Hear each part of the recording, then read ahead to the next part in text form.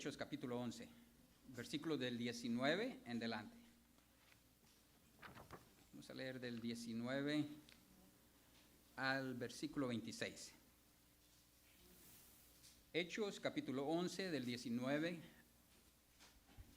al 26.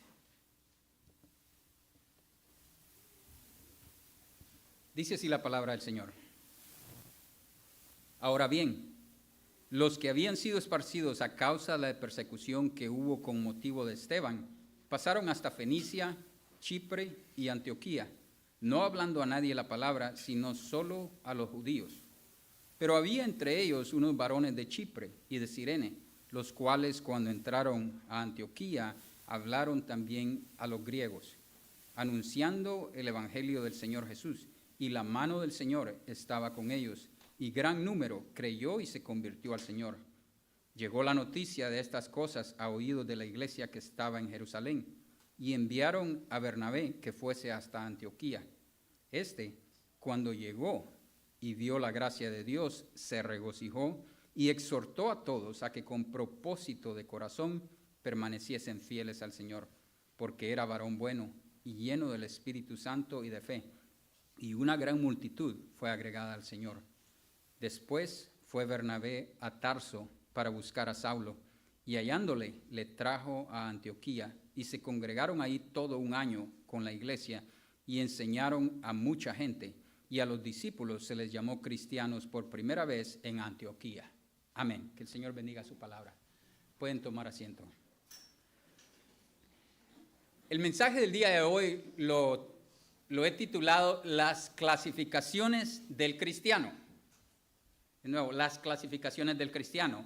Y generalmente hablando, las clasificaciones del cristiano son 3. Y digo generalmente porque podríamos entrar en más detalle y tener más clasificaciones, pero las 3 clasificaciones de un cristiano son estas. Tenemos el obrero, el intercesor y el dador. Esas son las 3. A ver, ayúdenme. ¿Cuáles son? El obrero, el intercesor y el dador. Muy bien. Los 3 son esenciales para llevar a cabo la obra misionera de la iglesia, porque esa es la tarea que el Señor ha encomendado a su iglesia. Los 3 son esenciales, los 3 son importantes.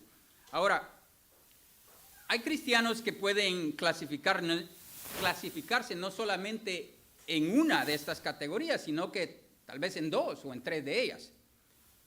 Hay un ejemplo en la Biblia de un creyente que es digno de imitar, y la Biblia nos dice que debemos de ser imitadores de lo bueno. El apóstol Pablo hablaba diciendo: sed imitadores de mí, así como yo de Cristo, que es nuestro modelo a seguir. Pero este es un ejemplo que, en mi opinión, es digno de imitar. Este hombre se llamaba José, era levita, nacido en Chipre, y su forma de alentar, de animar, de estimular a todos era tan, podríamos decir, tan notable que los apóstoles le pusieron el sobrenombre de Bernabé, que significa hijo de consolación. O sea, este hombre era un animador, era alguien que alentaba a todas las personas que tenía a su alrededor. Ustedes saben que la tendencia de la mayoría de nosotros es a criticar, hermanos. No es a animar o alentar. Aquellos que tenemos esa tendencia, porque tenemos esa naturaleza humana, usualmente nos fijamos en cualquier cosa que creemos que no está como debiera estar, ¿no? Pero este hombre era alguien que se enfocaba en las cosas buenas y alentaba, animaba a los demás. Por eso se le puso ese apodo. Eso es un sobrenombre, es un apodo. Imagínense, hijo de consolación, Bernabé.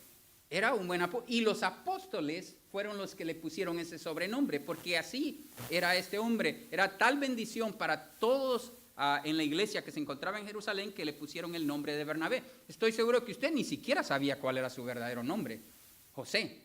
Pues yo en la Biblia conozco a José, el hijo de Jacob, uno de los 12 patriarcas. Conozco a José, el padre adoptivo de nuestro Señor Jesús. Pero después de eso, ¿a cuántos José más conoce usted? ¿Verdad? O sea que hay otros, pero este hombre era alguien que era un animador. Y todos necesitamos a alguien en nuestra vida que nos anime, que nos dé aliento en algún momento. Y no digo solamente de vez en cuando, sino que creo que necesitamos tener personas como este hermano, como Bernabé, en nuestras vidas. Miren, a Bernabé lo encontramos por primera vez en el libro de los Hechos, capítulo 4, versículo 37. Ahí se nos dice de que todos los creyentes, cuando el Señor Jesús ascendió al cielo y les dio la comisión de que fueran a predicar el evangelio, estaban en Jerusalén, que tenían, ahí era la sede hasta ese momento, por así decir, y ahí estaban reunidos, ahí estaban la mayoría de los apóstoles, y que todavía no predicaban el evangelio a los gentiles, sino que estaban predicándolo entre los judíos. Ahí estaban reunidos, pero se nos dice de que tenían todas las cosas en común y que habían en ellos un mismo sentir, eran de un corazón, y que ninguno de todos los que tenían posesiones, digamos, tenían casas, terrenos, ninguno decía ser suyo propio lo que tenían. O sea que ahí encontramos la enseñanza bíblica, la doctrina bíblica de la mayordomía. La mayordomía nos enseña de que nosotros no somos dueños de lo que tenemos, solamente administradores, Dios es el dueño. Y dice que como eran del mismo sentir, los que tenían casas o heredades, dice que las vendían y traían a los apóstoles el dinero, el precio de lo que habían vendido, y que ellos lo administraban y lo distribuían entre todos. Y así que dice que no había gente necesitada en la iglesia en Jerusalén.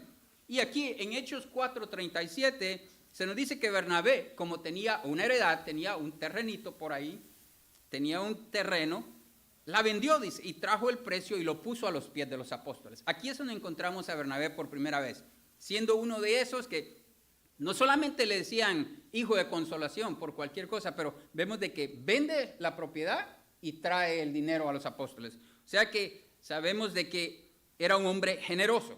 Luego lo vemos más adelante en Hechos, capítulo 9, del 26 al 28. Encontramos a Bernabé intercediendo por Pablo ante los apóstoles en Jerusalén.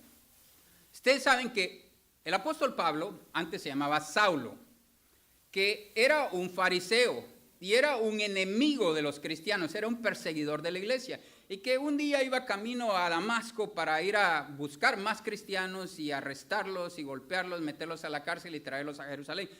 El Señor lo encontró en el camino a Damasco cuando iba a llegar, y ahí él tiene un cambio.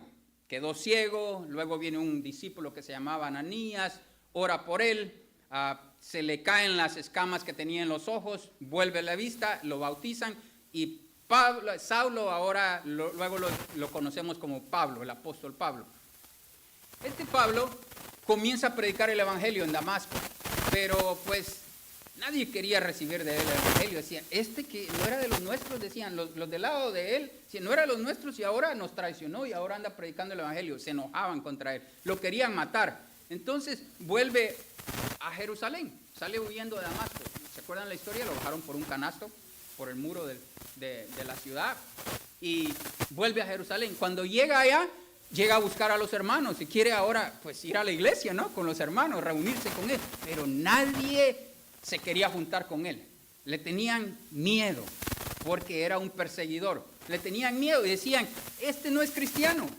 Y ustedes saben cómo el corazón humano es de perverso, ¿no? Este no es cristiano, decían, este nos quiere engañar. Lo que él quiere es infiltrarse, conocer cómo se mueve el asunto aquí en medio nuestro, quiénes son los líderes, cómo está todo organizado, para luego pues arrestarnos y meternos a la cárcel y matar. O sea que nadie, cuando Pablo aparecía, todo el mundo huía. Es como que viene la migra, ¿no? Cuando viene la migra, todo el mundo huía. Entonces, nadie le creía. El único que arriesgó su vida para acercarse a él, oír su testimonio y luego interceder por él ante los apóstoles fue Bernabé, de nuevo. O sea que Bernabé dice que tomó a Pablo y lo llevó ante los apóstoles, porque él era del círculo de los apóstoles. apóstoles Bernabé y se los presentó a ellos y les dio testimonio de cómo Pablo se había convertido en el camino de Damasco, cómo había predicado en Damasco valerosamente y cómo lo habían querido matar. Y les dice, no, él ahora es uno de nosotros. Y se lo presenta y los apóstoles lo reciben. Y dice que entonces Pablo ya podía, entraba y salía con los apóstoles. Les quiere decir que iba y venía a las reuniones de ellos y comienza a trabajar con ellos. Bueno, la historia de Pablo sigue por otro camino, pero nosotros nos vamos a enfocar en Bernabé por el momento. Entonces vemos de que Bernabé se arriesgó al acercarse a Pablo y escuchar su testimonio, le creyó y luego intercedió por él entre los apóstoles y los demás creyentes en Jerusalén. Ahora, pónganse ustedes a pensar, ¿qué hubiera sido de Pablo si no hubiera habido un Bernabé en su vida? ¿Ustedes creen que el ministerio de Pablo hubiera podido llegar a ser el mismo? Posiblemente sí, posiblemente no.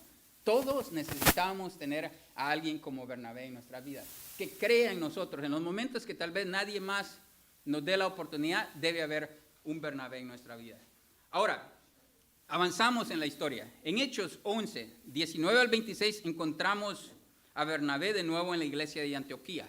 Es este pasaje que leímos al principio, donde se nos dice que todos los que fueron esparcidos a causa de la persecución que comenzó cuando Esteban murió martirizado en Jerusalén, dice, pasaron hasta Fenicia, Chipre y Antioquía, hacia el norte, todos esos lugares, fueron esparcidos.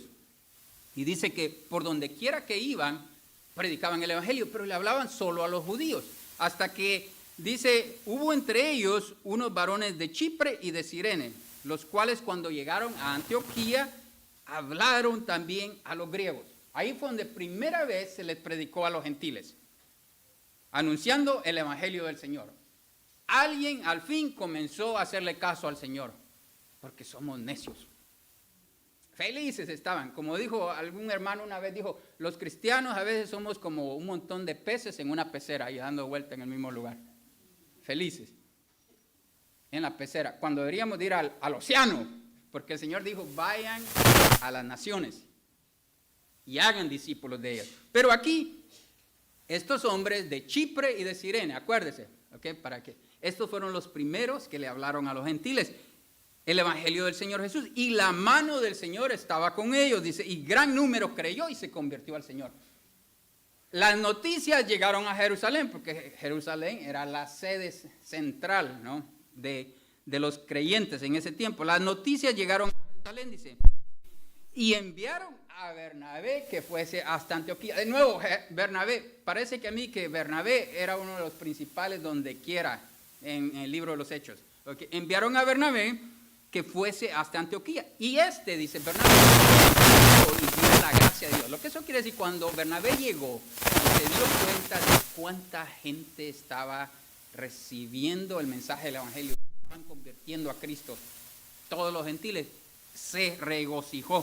Dice, cuando él vio la gracia de Dios, se regocijó y exhortó. Eso es lo que es su nombre. Ahí sí que él podía decir, hey, animador, como dicen en inglés, no, that's my middle name. Dice que se regocijó y exhortó, los animó, dice, a todos a que con propósito de corazón permaneciesen fieles al Señor. Y este es un versículo que a mí personalmente me encanta, hermanos, porque miren, aquí lo que él les dice a ellos, a lo que los está animando, a que con propósito de corazón permaneciesen fieles al Señor. ¿Saben que servir a Dios, amar a Dios, caminar con Él, no es algo que sucede por casualidad? No es algo de que usted dice, bueno, este domingo voy a ver qué hay en la agenda. Si me queda tiempo, voy al servicio.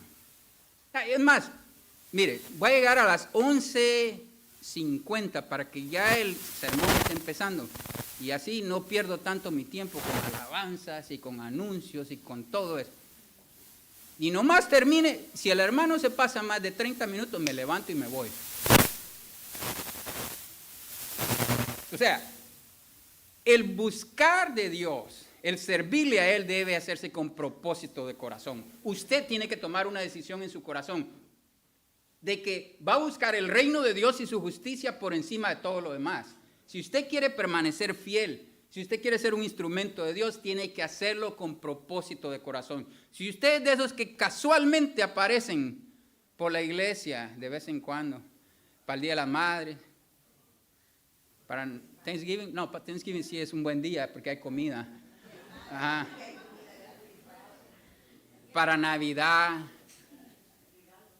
Para Año Nuevo, no, estoy muy cansado de todas las fiestas. Entonces, o sea, usted tiene que tener ese propósito en su corazón de permanecerle fiel al Señor y hacer esa su oración. Y cuando usted clama al Señor, ustedes vieron algunos de los cantos que cantaba, aviva, Señor, el fuego de tu amor en mi corazón. O sea, esa debe ser una oración. Pero también, cuando usted hace esa oración, usted tiene que hacer lo posible por levantarse, por venir a la iglesia, por buscar de Dios, por orar, por leer su palabra. O sea que el buscar a Dios, el servir a Dios, el amar a Dios no es algo que sucede por casualidad. Hay que hacerlo con propósito de corazón. ¿Y por qué hizo esto? ¿Por qué hacía todas estas cosas? Aquí se nos dice que Bernabé era varón bueno, lleno del Espíritu Santo y de fe. Esas son las cosas que nosotros debemos de buscar que estén en nuestra vida. Y una gran multitud fue agregada al Señor. ¿Por qué? Porque aquellos le obedecieron al Señor y comenzaron a predicar a los gentiles. Después fue Bernabé a Tarso, dice, para buscar a Saulo. Y hallándole le trajo a Antioquía. Bueno, aquí de nuevo vemos a Saulo de nuevo. En Jerusalén, de nuevo, comenzó a haber persecución contra Pablo. Y estaban ya planeando matarlo. Cuando los discípulos se enteraron, lo sacaron de Jerusalén y lo enviaron fuera y lejos de ahí. Y lo mandaron a Tarso, porque él era de Tarso. Tarso era su ciudad natal. Entonces, ahora que Bernabé está en Antioquía, dice que se fue Bernabé a Tarso para buscar a Saulo, y hallándole, le trajo a Antioquía. De nuevo, fue a buscar a Saulo. Y dice, y se congregaron ahí todo un año con la iglesia y enseñaron a mucha gente. Y a los discípulos se les llamó cristianos por primera vez en Antioquía. O sea que de nuevo vemos cómo Bernabé no solamente llega, exhorta a los nuevos creyentes, es una gran multitud que comienza a convertirse ahora también de los gentiles, de los griegos, sino que va a traer a Saulo y le dice, mira, aquí hay una oportunidad para servir a Dios. Y lo trajo y ahí comenzaron a enseñar por un año. Entonces vemos de que enseñaron a mucha gente. Ahora, en el capítulo 13 del libro de los Hechos encontramos a Bernabé y a Pablo siendo enviados por el Espíritu Santo en su primer viaje misionero a predicar el Evangelio. Miren, si ustedes van ahí en su Biblia a Hechos, capítulo 13, en el versículo 1, hay algo también muy interesante de lo que les digo. Miren, había entonces en la iglesia que estaba en Antioquía, todavía estaban ellos ahí en Antioquía, sirviendo al Señor. En Antioquía dice, profetas y maestros. Y los comienza a nombrar, dice Bernabé. De nuevo, Bernabé aparece primero en esta lista. Bernabé, Simón, el que se llamaba Níger. Este Simón es lo que Níger quiere decir negro. Simón el negro le decían. O sea, ustedes saben, en la Biblia hay apodos. Bernabé era hijo de Consolación. Simón, el que se llamaba Níger. Lucio de Cirene. Manaén, el que se había criado junto con Herodes el tetrarca. Este era alguien de la realeza, era alguien importante, pero se había convertido al Señor. Y Saulo. ¿Cuál nombre aparece de último ahí? Saulo. El que luego se convirtió en el apóstol Pablo. Pero aquí el primero que aparece es Bernabé y estaba Saulo. Pero dice, ministrando todos estos al Señor, sirviendo todos estos al Señor ahí en la iglesia en Antioquía y ayunando, dijo el Espíritu Santo, apartadme a Bernabé y a Saulo para la obra que los he llamado. Entonces, habiendo ayunado y orado, les impusieron las manos y los despidieron. O sea que fue el Espíritu Santo quien específicamente dijo que le apartaran de todos aquellos que eran los profetas y maestros en Antioquía a Bernabé y a Saulo para enviarlos a predicar el Evangelio. Y este fue el primer viaje misionero de Pablo y Bernabé. Nos dice ahí la historia, más adelante, de que también llevaban con ellos a Juan como ayudante. Este es Juan Marcos. Tenía por sobrenombre Marcos. Nos estamos dando cuenta que ponen muchos sobrenombres en la Biblia, ¿verdad? Este era Juan Marcos como ayudante. Y eso nos hace pensar, ¿qué sobrenombre nos tocaría a nosotros? Nos dirían, ahí viene fulano de tal, y un nombre como, en vez de decir Bernabé o algo así, vendrá ahí fulano de tal, Barrabás o Judas, así como le dicen a uno. Alguien que que no se puede confiar en él, le dicen que es un Judas, ¿no? Porque es un traidor. O sea que este era Juan Marcos, el que escribió el Evangelio de Marcos, pero su nombre era Juan. Llevaban a Juan Marcos como ayudante, pero Juan, al llegar a Perge, se apartó de ellos y volvió a Jerusalén. O sea que Juan para ese entonces era un joven, y Bernabé, siendo como era, bueno, vale la pena mencionar que Bernabé era tío de él, Juan Marcos era su sobrino, y Bernabé les dice, acompáñanos, ve al viaje, y Marcos se va con ellos, viajan hasta Chipre, atraviesan toda la isla de Chipre predicando, y luego vuelven a zarpar de la isla de Chipre y llegan hasta este lugar que se llamaba Perge de Panfilia en el Asia Menor. Pero de ahí Juan Marcos dijo, no, yo no sigo con esto, yo me vuelvo, y se volvió, porque tal vez él habrá pensado, ¿no? Como algunos de nosotros pensamos, que ir a predicar el Evangelio cuando le dicen, hey, vamos a ir a México, vamos a ir a Guatemala o a El Salvador, vamos a ir a algún lugar, piensan que va a ser un viaje así de ir a pasear, ¿no? Él dijo, un crucero por el Mediterráneo no es mala idea, dijo Juan Marcos. Pero cuando se dio cuenta que no había todo lo que él esperaba que hubiera, dijo, no, yo no sigo con esto, yo me voy, y se volvió, agarró su viaje solo y volvió a Jerusalén. Bueno, así quedó ellos dos, Bernabé y Pablo, siguen en su viaje misionero, lo completan y luego regresan a Antioquía, de donde habían salido. En el capítulo 15 del libro de los Hechos dice que Pablo le dijo a Bernabé, un tiempo después, se cree que era aproximadamente unos 2 años, habían pasado, que fueran a su segundo viaje misionero. Y Bernabé quería llevar con ellos a Juan Marcos, de nuevo, ¿verdad? Pero Pablo no quiso llevar con ellos al que se había apartado de ellos a medio camino y se había regresado a su casa en Jerusalén. Y ahí se nos dice en ese pasaje, en el capítulo 15, sí, en el capítulo 15 del libro de los Hechos, se nos dice de que hubo tal desacuerdo entre ellos que se separaron el uno del otro. Bernabé tomó a Marcos y se fue a la obra, y Pablo, escogiendo a Silas, se fue a la obra aparte. O sea que, miren, les dice, vamos de nuevo en el viaje misionero, vamos a ir a predicar el Evangelio de nuevo, vamos a ir a confirmar las iglesias donde predicamos. Y Bernabé de nuevo dice, sí, nos vamos a llevar a Juan Marcos. Y Pablo dice, no, este no va con nosotros, dice. Este nos dejó a medias. No, él no va. Y estoy seguro, Bernabé, siendo como era, un animador, fue alguien que era paciente, que le daba la oportunidad a las personas, quería que lo llevaran. Seguramente ellos tuvieron su discusión entre ellos y hablaron y le dicen, mira, está joven, dale otra nueva oportunidad. Y Pablo dijo, no, este no va con nosotros. Hubo tal desacuerdo entre ellos. Mire, y esta es una gran lección para nosotros. Aún los mejores siervos de Dios, aquellos que aman a Dios, a veces pueden tener desacuerdos. Y no es motivo para que se peleen, ni se griten, ni se digan, ni se den mucho menos de golpes. ¿Ya? O sea, dice que no estamos de acuerdo. Le dijo Bernabé, yo me lo llevo a él, yo le voy a dar otra oportunidad. Y lo agarró y se lo llevó de nuevo con él a Chipre. Pablo se quedó y dijo, bueno, ¿y ahora qué? Dijo, yo necesito a alguien. Y dijo, Silas, vámonos, le dijo. Y se lo llevó. Y pobre Silas no sabía que les esperaba todo lo que les iba a pasar en Iconio, en Listra. Los metieron a la cárcel, bueno, les dieron una gran paliza, los metieron a la cárcel, y ahí es donde con Silas estaban cantando himnos a medianoche y viene el terremoto. O sea que Silas tampoco fue a un crucero por el Mediterráneo.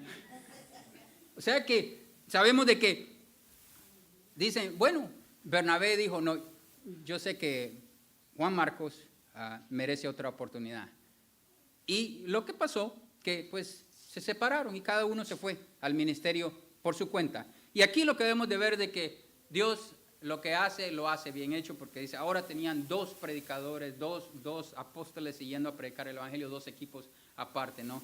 Y se van uno por un lado y otro por el otro. Pero lo que podemos aprender aquí es de que Bernabé mostró paciencia y animó a Juan Marcos, que aún era joven, y su paciencia y aliento dio fruto en la vida de este joven. Marcos fue muy útil y de bendición para Bernabé, para el apóstol Pedro, que lo menciona en muchas de sus cartas, porque andaba con él trabajando luego, y también para Pablo. Miren, no solamente escribió el Evangelio de Marcos, pero ayudó a Pedro mucho, y luego, aún Pablo, cuando ya había pasado el tiempo y estaba un poco más viejo, en la segunda carta de Timoteo, capítulo 4, versículo 11, escribiendo a Timoteo le dice, toma a Marcos y tráele contigo porque me es útil en el ministerio. Dice, o sea que ya el apóstol Pablo, como muchos de nosotros necesitamos a veces crecer, madurar. Ustedes saben que algo que platicábamos con mi esposa y con el pastor es de que cuando uno va envejeciendo, uno va cambiando. Uno no es el mismo de antes. A veces uno puede ser demasiado estricto, demasiado exigente, demasiado duro, pero con el tiempo uno va madurando y va viendo las cosas desde otra perspectiva. Y luego el apóstol Pablo se da cuenta que Juan Marcos era alguien que era muy útil para el ministerio. Y no solamente a él, sino que también al apóstol Pedro, a Bernabé. Y esto es lo que sucedió. Entonces vemos de que Bernabé era alguien que fue un discípulo que es digno de imitar como un cristiano. Y como les hablaba de que hay estas clasificaciones, en Bernabé, en mi opinión, podemos ver las tres. Era alguien que trabajaba en la obra, era alguien que intercedía por los demás y era alguien que daba con generosidad. Ahora, les voy a hablar un poco de estas tres clasificaciones del cristiano.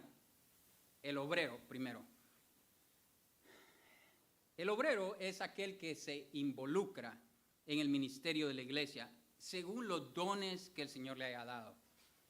La Biblia nos dice que son 5 los dones del ministerio: apóstol, profeta, evangelista, pastor y maestro. Estos son los dones que Dios ha dado a la iglesia para equipar a la iglesia para la obra del ministerio. O sea que esos dones son los principales para que la iglesia pueda ser instruida con la palabra de Dios y que podamos hacer el trabajo que Él nos ha encomendado. Pero aparte de eso hay muchos ministerios en la iglesia.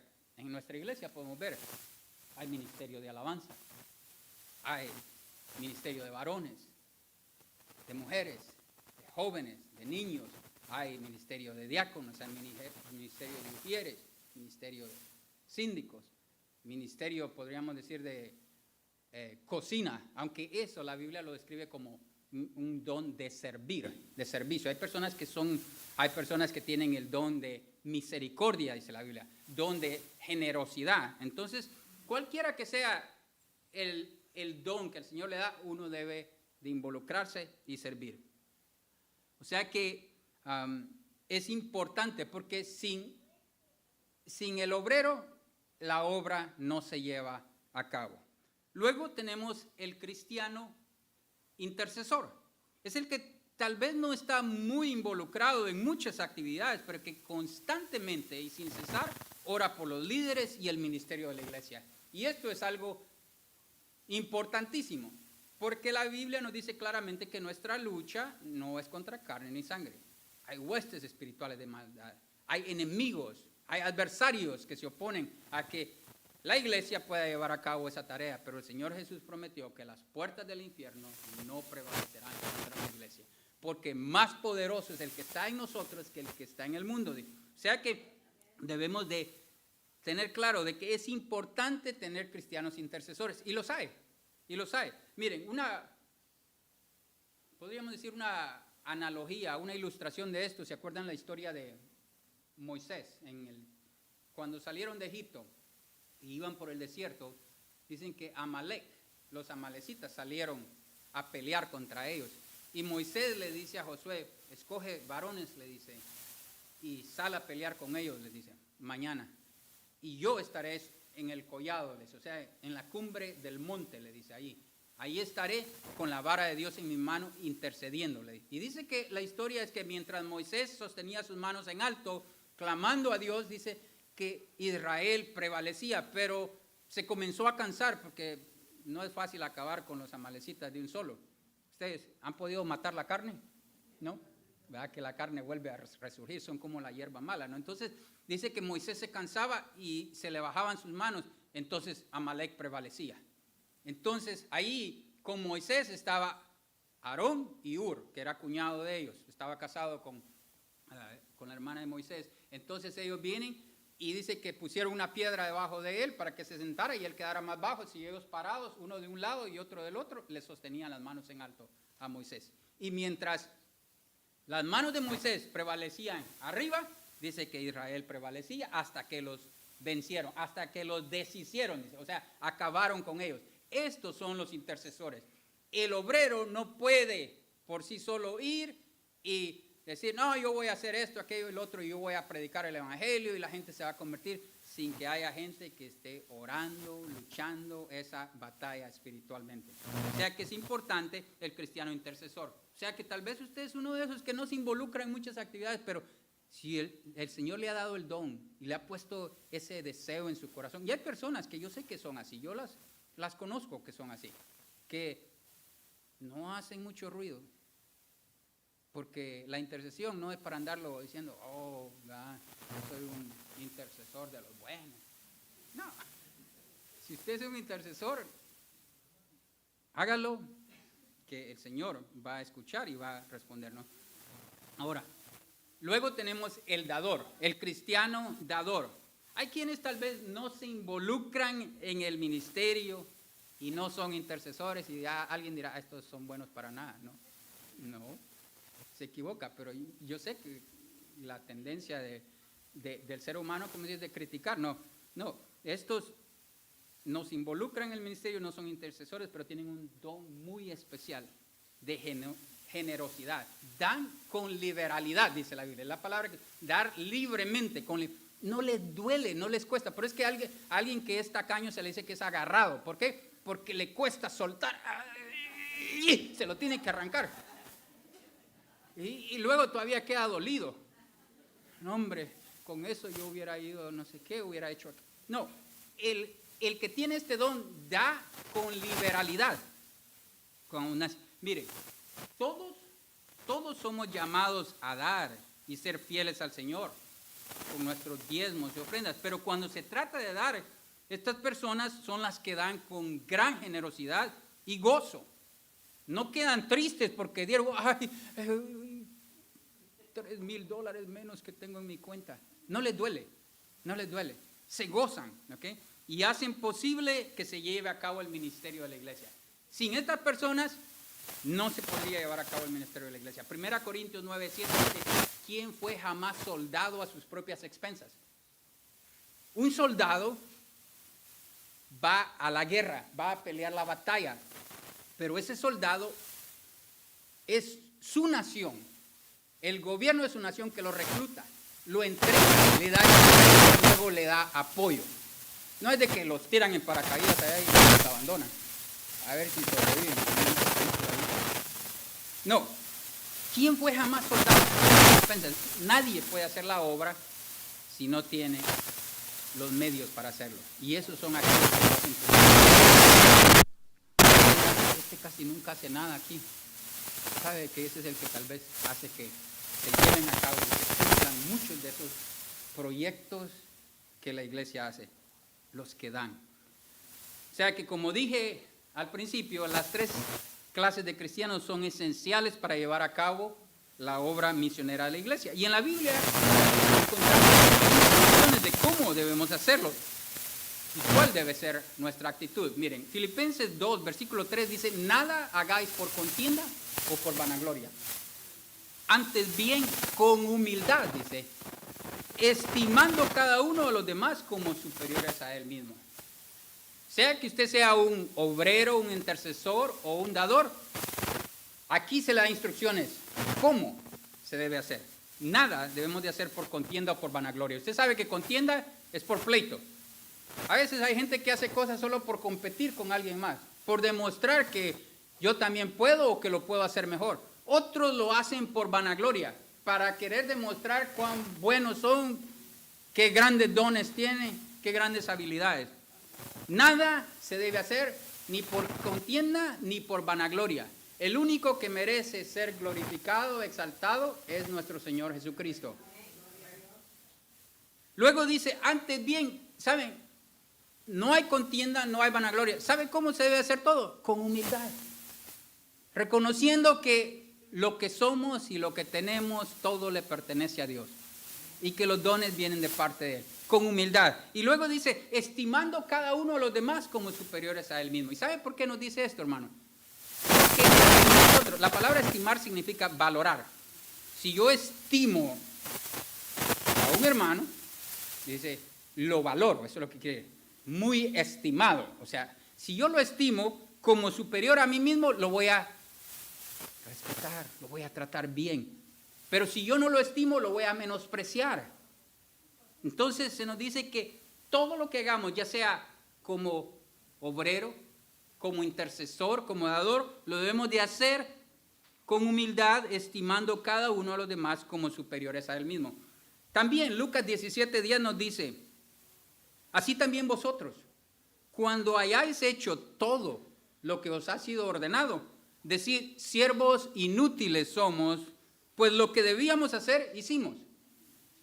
Mire, el Señor les enseñó y les dijo, cuando les dijo esto, les explicó a los discípulos, miren, si uno de ustedes, dice, tiene un siervo que va al campo a arar o a apacentar ganado, y déjenme explicarles que la palabra siervo no es como la usamos hoy día nosotros como creyentes, que dice, aquí viene el siervo de Dios. Lo vemos como algo honroso. La palabra siervo dice esclavo, eso es lo que significa literalmente. Si usted quiere ser un verdadero siervo de Cristo, usted es un esclavo de Cristo y no debe de venir a demandar derechos, que Señor, mira, no. Entonces dice, si ustedes tienen un siervo, tienen un esclavo y lo mandan a trabajar al campo, a arar, a apacentar ganado, cuando termina el día de trabajo y viene de vuelta, dice, a la casa, usted no viene y le dice, ¿sabes qué? Pásate aquí, siéntate a la mesa y ven a cenar. Y lo atiende. No, le dice, usted le dice al siervo, le dice, prepárame algo de cenar, le dice, sírvemele. Y cuando ya me hayas preparado cena y servido, dice, entonces le dice, come tú también, come y bebe tú, le dice. Y dice, y cuando hace lo que le ha dicho, dice, ¿creen que le dice gracias? Le dice, por lo que hizo. Pienso que no, le dice, porque es un esclavo. Ese es su deber. Y eso es lo que quiero que entendamos que el Señor nos está diciendo. Nosotros a veces servimos, pero servimos con esta actitud de que miren todo lo que hago. Nadie reconoce lo que yo hago. Yo soy un gran siervo de Dios y ¿por qué no me reconocen? ¿Por qué no me honran? No, dice, cuando ustedes hagan todo lo que se les haya ordenado, dice, deberían decir siervos inútiles somos. Porque lo que debíamos haber hecho, hicimos. O sea que debemos de quitarnos esta idea de que pobrecito de mí, que aquí nadie me aprecia. Nadie toma en cuenta lo que yo hago. Si es que usted es un siervo de Cristo, un esclavo de Cristo. ¿Okay? O sea que ahora debemos de preguntarnos esto. ¿Qué sucede cuando los creyentes no se involucran trabajando en la obra, intercediendo o dando para la obra? Esa es la pregunta que nos hacemos, ¿no? Por eso es la importante. Cada tipo de cristiano es importante. Bernabé es un ejemplo a seguir. Pero ¿qué sucede cuando no nos involucramos en ninguna de estas áreas? Bueno, la respuesta es de que afecta la eficiencia de la iglesia en la obra misionera. Así que, o sea, no podemos llevar a cabo. Entonces hay dificultades o faltan recursos, o no hay gente que vaya, o no hay quien interceda. O sea, la iglesia no puede cumplir con esa tarea que nos ha sido encomendada. Hay problemas. La eficacia de la iglesia se disminuye. Así que, mi hermano, mi hermana, le animo, al igual que Bernabé, yo le animo a que se involucre y sea parte del ministerio de la iglesia. De nuevo, le animo a que se involucre y sea parte del ministerio de la iglesia, cualquiera que sea el don que el Señor le haya dado. Y recuerde, 1 Corintios 15:58, que dice, así que hermanos míos amados, estad firmes y constantes creciendo en la obra del Señor siempre, sabiendo que vuestro trabajo en el Señor no es en vano. El Señor ha prometido que va a recompensar a aquellos que le son fieles. O sea que ese es el mensaje que el Señor tiene para su iglesia, que debemos de, con propósito de corazón, hacer esa decisión de permanecerle fieles al Señor. Y no quiero concluir sin predicar el Evangelio, porque el Evangelio, esto es parte del Evangelio, pero es instrucción para la iglesia. Pero el Evangelio en sí lo encontramos como una capsulita chiquita así en Juan 3:16, dice, porque de tal manera amó Dios al mundo, que ha dado a su Hijo unigénito, para que todo aquel que en Él cree no se pierda, mas tenga vida eterna. Porque no envió Dios su Hijo al mundo para condenar al mundo, sino para que el mundo sea salvo por Él. El que en Él cree no es condenado, pero el que no cree ya ha sido condenado porque no ha creído en el nombre del unigénito Hijo de Dios. Miren, este es el mensaje del Evangelio y según este pasaje nos dice que la única manera que nosotros podamos escapar de la condenación, porque ya el mundo entero está bajo condenación por el pecado, la única manera de escapar de eso es creer en el nombre del unigénito Hijo de Dios, en el nombre de Jesucristo. Él es el Mesías, el Salvador del mundo. Y debemos creer que Él murió en la cruz del Calvario para pagar por nuestros pecados. Y nosotros debemos de creer en Él. Debemos de reconocer que somos pecadores. Debemos arrepentirnos de nuestros pecados y debemos pedirle a Él que nos perdone. Y también debemos de creer de que así como murió en la cruz, fue sepultado, resucitó al tercer día y ahora está sentado a la diestra de Dios. Eso quiere decir a su mano derecha. Desde ahí Cristo reina, Cristo gobierna. Y la palabra nos dice que si confesamos con nuestra boca que Jesús es el Señor y creyéremos en nuestro corazón que Dios le levantó de los muertos, seremos salvos. Ese es el Evangelio. Hay alguien entre nosotros que arrepintiéndose de sus pecados quisiera recibir al Señor Jesucristo, ese regalo que Él nos da, el don de la vida eterna.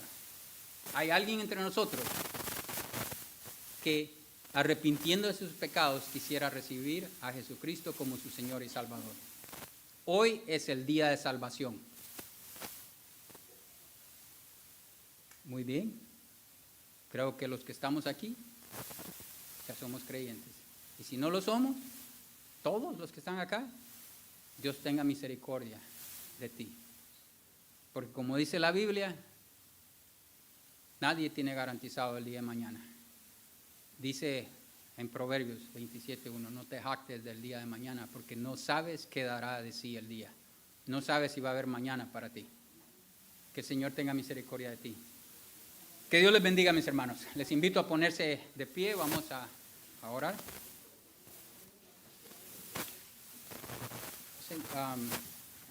Puede ser una oración y luego, bueno, siguen con el programa. Creo que todavía vienen los anuncios. Yo ya los iba a despedir, hermana, se me olvidaba pero vamos a orar. Padre, te damos gracias por tu palabra, Señor, y gracias por el privilegio de poder ser hijos de Dios, hijos tuyos, Señor. Gracias porque sea que seamos obreros, intercesores, oradores, Señor, tú nos usas, Señor. Y sabemos de que somos importantes en el ministerio de la iglesia, porque tú, Señor, nos diste ese gran privilegio de poder ser colaboradores tuyos en llevar el mensaje del Evangelio a las naciones. Y gracias porque podemos alabarte, adorarte y bendecir tu nombre. Bendito eres tú, Señor.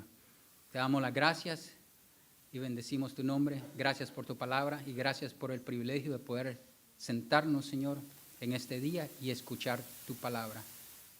Al sentarnos y escuchar tu palabra, aquietar nuestros corazones, te adoramos, Señor, así como lo hacía María, que se sentaba a tus pies.